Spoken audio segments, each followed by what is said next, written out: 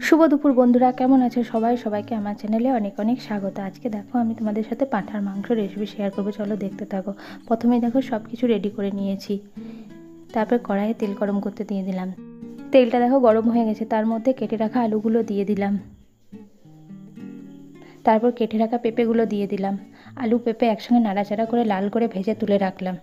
পেঁপে দিলে পাঁঠার মাংস খুব তাড়াতাড়ি সেদ্ধ হয়, তাই এখানে আমি পেঁপে দিয়েছি। তারপর দেখো কেটে রাখা পেঁয়াজগুলো দিয়ে দিলাম। পেঁয়াজগুলো দিয়ে খুব ভালো করে নাড়াচাড়া করতে লাগলাম।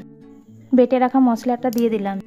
এখানে মশলার মধ্যে পেঁয়াজ, রসুন, আদা, জিরে, ধনে, গোলমরিচ, শুকনো লঙ্কা সব একসাথে বাটা আছে। গরম মশলাও বেটে নিয়েছিলাম।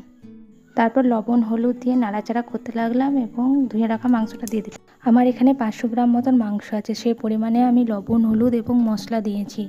তোমাদের যেমন পরিমাণ মাংস থাকবে সেই পরিমাণ তোমরা মশলা, লবণ, হলুদ দেবে।